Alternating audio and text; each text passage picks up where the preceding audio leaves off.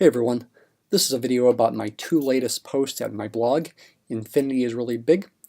The first post that I want to show you, I won't spend a ton of time with. It's about long-term actuarial mathematics, and I want to show it to you because it includes what I'm calling my, well, currently at least, my favorite animated graph. It's a really cool graph, and I want to give you a little bit of an idea of what it's all about.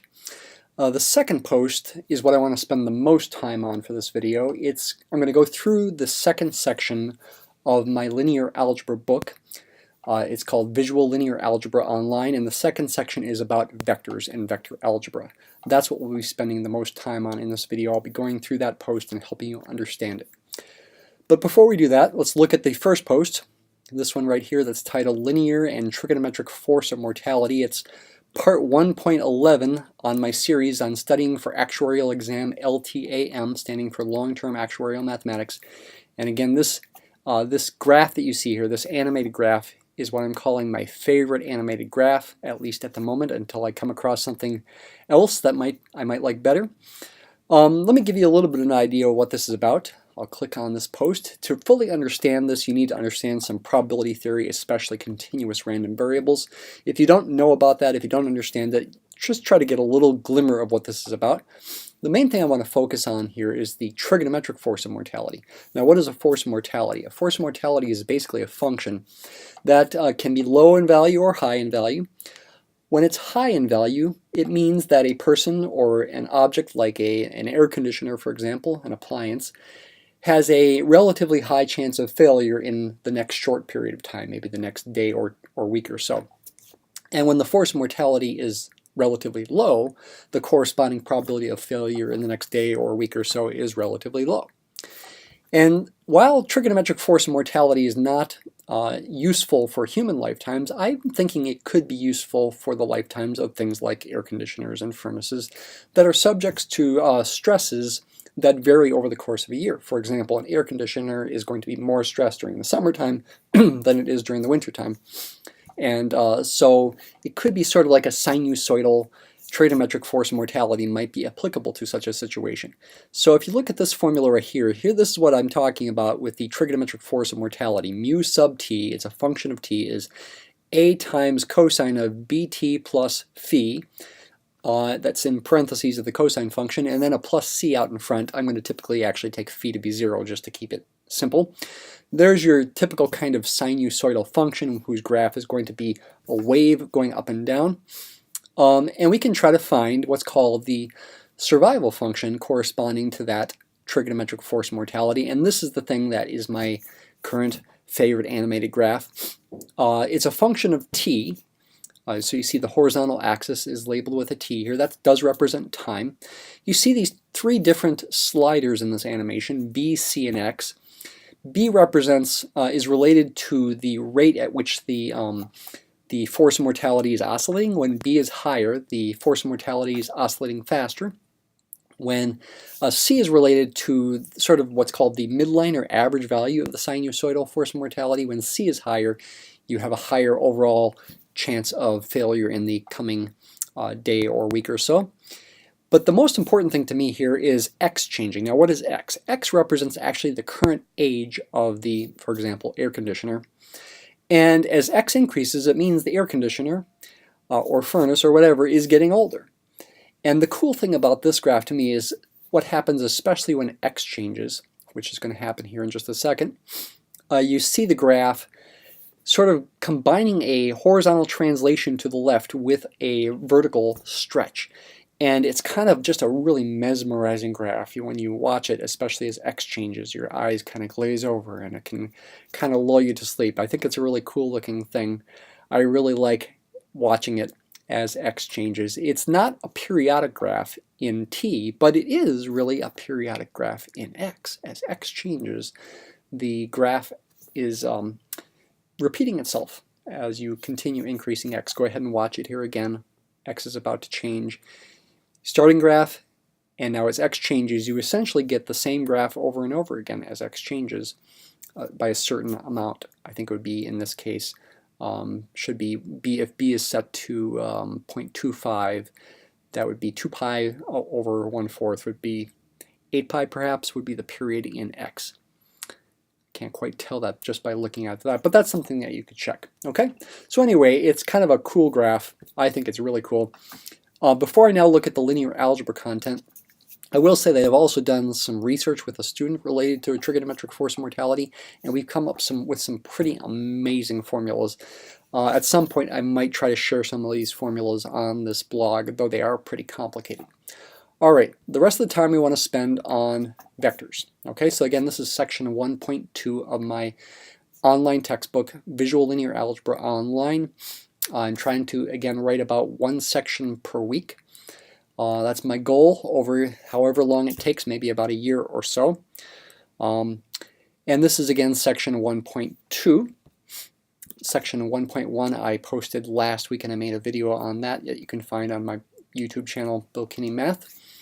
One nice thing about doing books online for you certainly is that it's free. Another nice thing is that if I make mistakes, you can let me know of my mistakes. So please, if you find a mistake, or if you think it's a mistake, send me a message. You can subscribe to my blog. You can also send me an email at billkinneymath@gmail.com.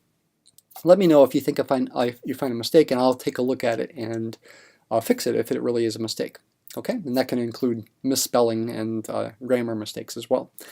All right, so what do we have here? So I'm not going to read this to you. Okay, you could pause the video and you read it if you want, or better, go to my blog and read it yourself. But let me just, like I did in the last video, just give you a summary of things, emphasizing what is the main important thing to get out of this. So this is, again, titled Vectors in Two Dimensions. The first post, section 1.1, was about points and coordinates in two dimensions, and especially something called slanted coordinates. I don't really get into slanted coordinates in this section. That will ultimately come back later in this book, and it is a really important thing. In fact, I said it's one of the most important things to get out of linear algebra. But here we're talking about vectors. What is a vector? A vector can be briefly described as something that has both a magnitude and a direction, a size or a length and a direction, okay? A quantity that has a magnitude and a direction.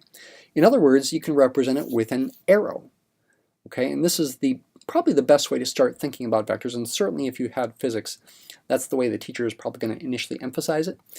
When we're talking about baseball here, a natural vector to think about is a velocity vector for the ball, say as the ball, right after it comes off the bat, a split second after, that would be the initial velocity vector. It's got a certain speed at which it's going, instantaneous speed. It slows down actually because of air resistance.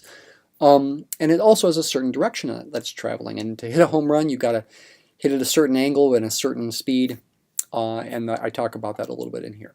But again, we can visualize it as an arrow. Okay, and so here we have a picture of a two-dimensional vector, a vector in the plane, and a three-dimensional vector. Try to imagine this graph on the right with perspective. The main focus of section 1.2 is on vectors in two dimensions, okay, but I'm alluding to the fact that you can talk about vectors in other dimensions as well. You can even talk about vectors in higher dimensions, 4, 5, 6, even infinitely many dimensions. And you can also go lower, 1 and 0 dimensions. You can talk about vectors in those kind of spaces as well. But again, the focus here is on two dimensions because that's sort of the main, simplest way to think about them. The key initial thing to think about is that vectors are completely determined by their length and their direction. Now you see in this animation here that we have a vector that's changing. Okay, it's changing in time, not only in direction but also in length. Okay, it's a variable vector, you might say.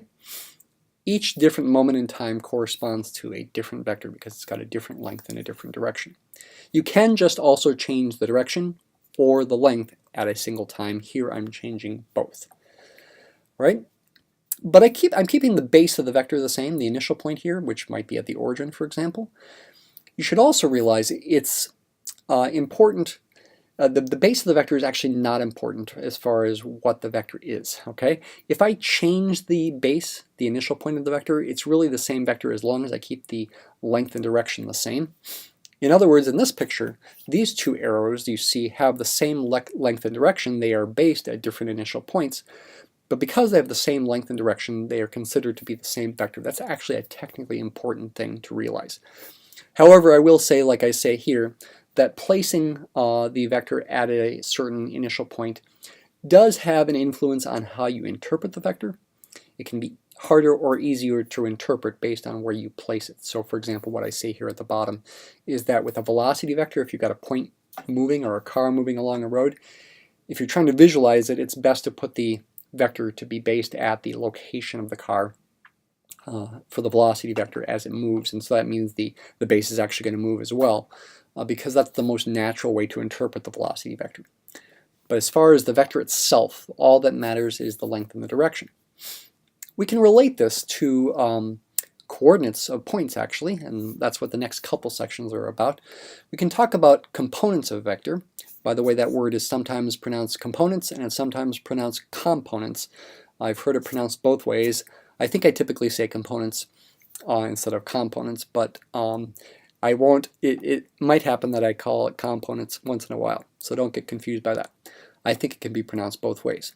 What are components? Horizontal and vertical rectangular components are really displacements, where you think of when the vector is pointing to the right as being a positive horizontal displacement, and when it's pointing to the left as being a negative horizontal displacement.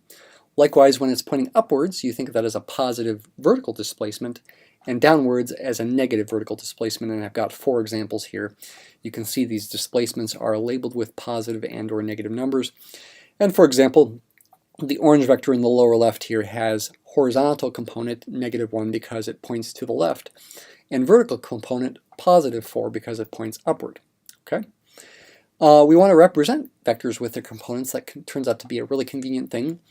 I talk about here the fact that there's different notations. Now this may not seem like a big deal, but it is a big deal in the sense that you don't want these different notations to cause confusion. Different people, different textbooks will use different notations for vectors. For example, this vector, this green one here that has a first component of 2 and a second component of -2, can be written in all 4 of these different ways. They have their advantages and disadvantages. This looks like a point, so that could cause confusion. This looks like an interval, so that could cause confusion, though the order of the numbers would be different than your typical interval. This one's actually my favorite of these 4 choices with these pointy brackets. And this one is used by scientists with I hat and J hat in it. If you know some physics, you might know about I hat and J hat. I will be talking about those in future sections. However, the majority of the time in my online textbook, I'm going to be using column vector notation like you see here. Sometimes with parentheses like with this first one, and sometimes with square brackets like with this second one here. I probably will use parentheses more often for 2-dimensional situations and maybe square brackets for higher dimensional situations, although the difference is purely stylistic. Okay? So that's a column vector representation of those components. You are writing those components, the first and second components in this case of the green vector, in a certain order. The order is important, 2 then -2. And that corresponds in a natural way to points. Okay, there's a natural association between vectors and points that comes down in this section. There's a section that comes before that as well, talking a little bit more about notation. There are a bunch of different notations that you can use to represent the vector with a letter as well. Like these 3 different notations you'll see different people use. I will use in this textbook, as most textbooks just do, the boldface notation for a vector, and we will write this kind of thing. Okay? What is the association between a vector and its components and coordinates of points? Okay, well first you have to define the association, and I'm just going to describe the association both between the vectors and the points and the components and coordinates with just this visual here. I do have this writing that defines this correspondence as well, but the visual is going to make it more understandable. So suppose you start with this red vector here, and suppose you start in the lower right like you see here. That vector, it's an arrow, it's got a certain length in a certain direction. Okay? It's going to correspond to a certain point in the plane, and the natural way to do that is, once you've got rectangular coordinates set up on the plane, is to translate that vector rigidly to the origin so that it's based at the origin. Okay? Translating it rigidly means you don't rotate it at all, keep it the same direction, and it also means you don't try to stretch it or compress it, you keep it the same length. Once that vector has been translated rigidly to the origin, it corresponds to a point that you see in blue there, P, that blue dot. That would be the point that corresponds to the vector. And there's a correspondence between the components and the coordinates. The vector has components 2, 5, and the point P has coordinates 2, 5, okay? There's a natural correspondence. This correspondence is an important thing, okay? This is not about nothing here. This is an important thing because we're often, in this book, and you'll see it in other books, we'll treat vectors as if they are points, okay? Because of this natural association. So you don't want to be confused by that. You want to be free to go back and forth between thinking of a vector as an arrow or thinking of it as a point. You want to be able to think of it both ways. That really is an important thing, okay? It is related to slanted coordinates. We will eventually get to that topic. All right, now we get into the arithmetic and algebra of vectors. This is about, this is a little story about motivating the idea of vector addition in terms of what are called displacement vectors, which are essentially change in position. This picture is supposed to represent you walking from your house at the start to your friend's house at the end. You travel first along this red arrow, this red vector, then you turn and travel along this blue vector to get to your friend's house, maybe because you've got streets that are pointing these ways. Their sum is your overall displacement from start to finish. It's represented by this magenta or pink colored arrow here. That represents the vector v plus w. Now you didn't walk along this arrow, you walked along the red and blue arrows, but this is certainly a natural vector to draw in here that represents that overall ultimate displacement. And it is natural, because you're combining v in a simple way, to call it the sum of v and w. That's a geometric definition of vector addition. And I talk about that here. And I talk about how it applies to not just displacements, to other real world situations. For example, here I talk about forces. Forces can be verified to act by vector addition in this geometric way. That has to be verified with experiments. But if you've got two forces acted on an object and you add them in this geometric way, that resultant force is going to be the overall net force on the object. As another example, you can think about swimming in a river. There's the flow of the river. In the middle of the river might be approximately constant, maybe not exactly constant, and you are swimming at another velocity with respect to the flow of the water in the river. The sum of those two vectors would be essentially your approximate velocity with respect to the riverbank. You might want to think about drawing a picture for that. I also talk about something called the Parallelogram Law. It's another way to visualize vector addition. Instead of translating w to being based at the tip of v, you keep v and w starting at the same base in the lower left corner here, and you make this parallelogram, and the sum v plus w is again in pink here that you see. That's called the Parallelogram Law. It's another way to interpret vector addition, and it also implies, at least visually speaking, that v plus w equals w plus v. Vector addition satisfies the commutative property. You can write vector addition in terms of components. Okay, if v is a plus b and w is, ab and w is cd, then their sum, v plus w, has components a plus c and b plus d. Okay, you're adding component-wise, component by component. This picture, while not a proof of this fact, does make it plausible. You think about the components as being displacements. You've got this horizontal and vertical displacement for both v and w in red and blue. The overall horizontal and vertical displacement for their sum in green here. And you can see that the sum of the lengths of these red and blue lines, the horizontal lines, is the same as the horizontal length of the horizontal green line, and the same kind of thing can be said about the vertical components. Because vector addition can be written component-wise, it inherits some algebraic properties from the real number system, such as the commutative law right there, and also the associative law. It doesn't matter where you put parentheses. The truth of one is clear from the symmetry of the parallelogram's law, as I mentioned already, but this equation right here, down here, also verifies it algebraically, at least when you're talking about vectors in 2 dimensions, as we are in this section. The key equality is this one in the lower left corner, relating these two things. That's where you're using the fact that real number addition is commutative. There's also something called scalar multiplication. You can scale vectors. That's why it's called scalar multiplication. You can make them longer or shorter. You can also reverse their directions and make them longer or shorter. That's what I talk about here. I motivate it with thinking about velocities of a car along a road. The key thing, the key geometric definition is what you see described here, but let's look at a visual for this. So we've got a starting vector here, this red vector, when lambda is 1 right now. It gets longer when lambda is bigger than 1 and gets shorter when lambda is between 0 and 1. And it points in the opposite direction and is longer, like now, when lambda is less than -1.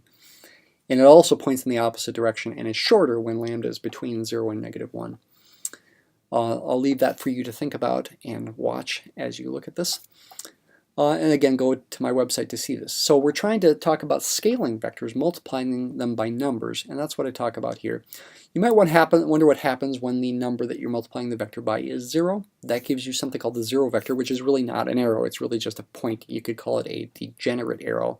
It's got no length and no direction, or you might say it has 0 length but no direction. That's an important thing to realize as well. You would want to denote it with a boldface here. So anytime you see a boldface 0, that represents the 0 vector, like you kind of see here. Numbers that are 0 that are not boldfaced are the actual real number 0. You can write scalar multiplication in terms of components. Lambda, again, is the scalar here. Multiply times the vector, you would multiply lambda times each component, and you satisfy various algebraic properties. This is illustrating law 2. Law 2 is this one right here, a kind of distributive law. Lambda times the sum v plus w is the sum of lambda v and lambda w, and that's what this picture is really illustrating with a parallelogram law as lambda varies between 1 and 2. Vector subtraction can be defined. I'll let you think about that. It is an important operation. Then we're getting toward the end here, we finally get into some stuff related to the geometry of vectors. Magnitude or length and direction of a vector. It's denoted with, I denote it with double absolute value signs. Some texts denote the magnitude or length of a vector with single absolute value signs. It's the square root of the sum of the squares of the components. That can be proved with a Pythagorean theorem, and you should make sure you think about that. You can also think in terms of polar coordinates. That's what I talk about here. Being careful to, when you use this equation, for example, if you're trying to solve for theta, you would want to take the arctangent of both sides, but be careful, the arctangent only gives you an angle between negative pi over 2 and positive pi over 2 radians, which is the same as between negative 90 degrees and positive 90 degrees.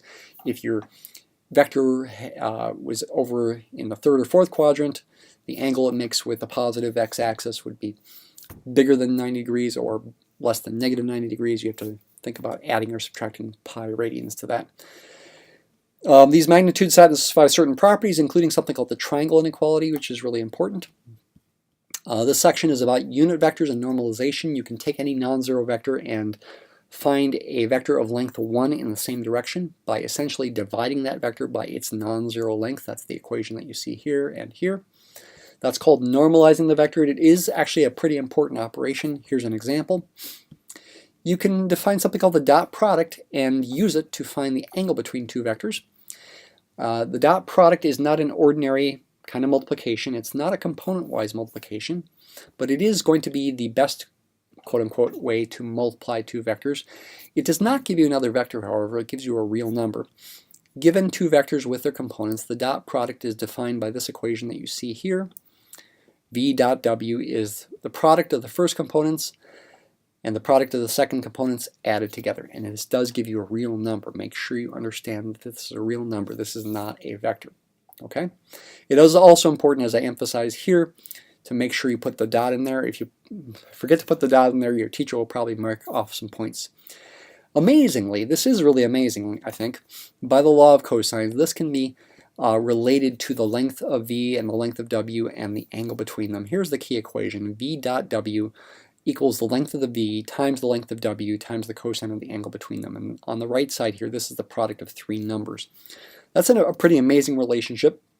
Again, it can be proved with the law of cosines, but the proof's not super easy. You can solve this equation for theta, the angle, to find the angle between two vectors. That's a pretty useful thing here. You can use the inverse cosine function, which is also called the arc cosine function. You can write it in either of these two ways here, and here's an example with a picture for that example. Okay? You should double check these calculations on your own. Almost done again. There are some algebraic properties of dot products that are important and are useful in the future. Here they are for the future. I'm not proving them here. I'm leaving those for exercises, and here are the exercises here. I think I forgot to put exercises for verifying these properties of dot products. That's a nice thing again about a blog, is I can make changes. I think I'll add that as an exercise. Prove some or all of these properties of dot products. Thanks for watching.